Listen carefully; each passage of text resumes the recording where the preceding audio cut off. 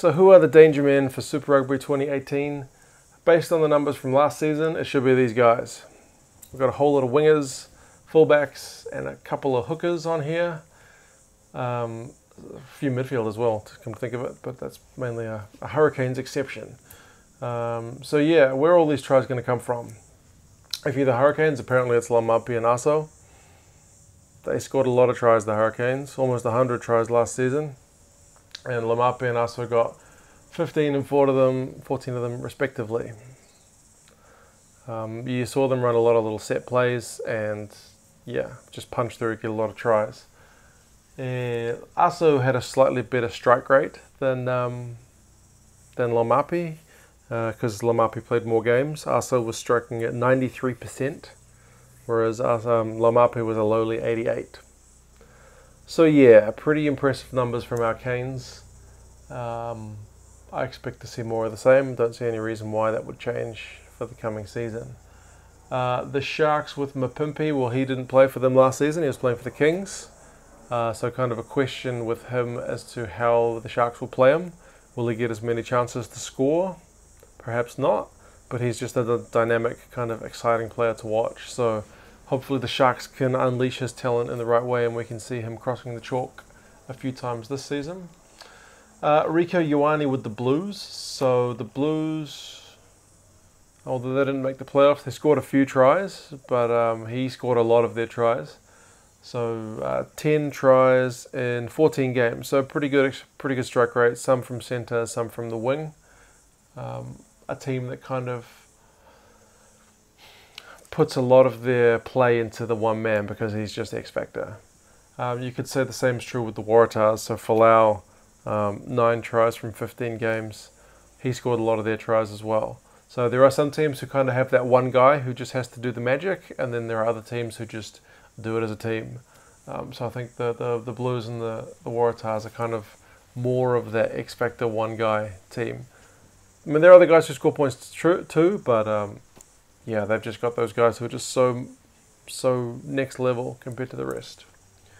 Marks, surprisingly for a hooker, got 10 tries, although they went to the finals, so he had more games to do it in, but still 10 tries in a season. Look at the names he's around, so very impressive. Shows you how good their rolling maul is. Tamani Valu with the Crusaders got 10.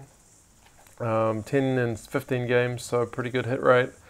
Really good season, really disappointing to see him going overseas on the back of such a good effort last year.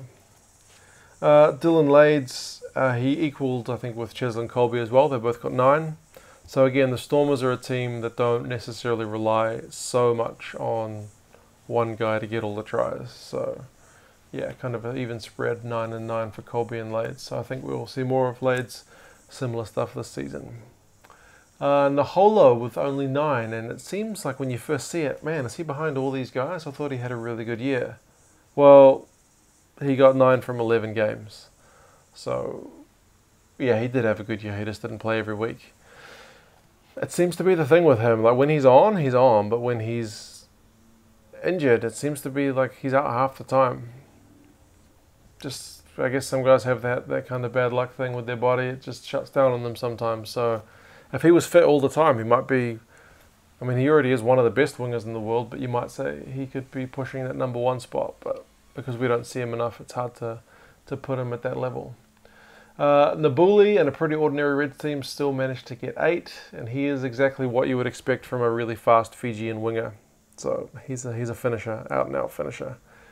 Similar with Spate, with the Brumbies team that didn't score that many tries, so he got 7 from 16. Not bad, right? Because the Brumbies weren't on the upper end of the try scale last season. But speaking of that, Korobidi, 6 tries in 13 games, and you think, oh, that's less than 50%. That's not that impressive. He got 26% of all the Rebels tries with 6. That shows you how bad things were last year. So if the Rebels can focus their new tactics and get the best out of him, he could be pulling some good numbers. But they got a thumping by the Waratahs the other day in pre-season, so we'll see how things are settling in. Damian McKenzie with the Chiefs, and it's surprising to see the Chiefs so far down the list, but they would be up here if we included James Lowe. I think he got 11. So, someone's doing some building. He was the focal point for their try scoring efforts. He was just a real poacher last year. Picked off some really good intercepts and just finished off some really good moves. So McKenzie with 6 is still solid, but the Chiefs were more of a team that a lot of guys can score a lot of points, not just the one guy. So yeah, with him at 10, we'll see if there's any changes in that and see if guys like Pulu and Stevenson can step up to fill that gap that Lowe is leaving. The Jaguares, so Creevy and Moyano. Creevy only got 5, but still 5 for a hook is pretty good. Moyano only got 5, but 5 from 10 games, so 50% is pretty solid. Creel in a Bulls team that didn't score a heck of a lot of tries last season got 5. Hopefully we can see some more of him running in for a try this year. And Fukuoka for the Sunwolves at 4. Now don't let it fool you, the Sunwolves scored more tries than I think like the Brumbies and the Force and the Rebels, but again, more spread out, a lot of rotation in their team. And he was 4 tries from 9 games, so almost 50% strike rate. Pretty good, really quick little winger. Very exciting to watch. Will these guys be the same guys to top the charts this year? Remains to be seen. I'm sure there'll be a couple of breakout young players who will surprise us. Like, I don't know if one would have expected Mapimpi to be so high. I certainly wouldn't have from what I'd seen of him before that, which was very little. Had a very good season last year, so who the bolters will be, we'll see. Let me know who you think is going to be number 1. I would say Laumapi would be the favourite again, just because the Hurricanes score so many tries. But we will see.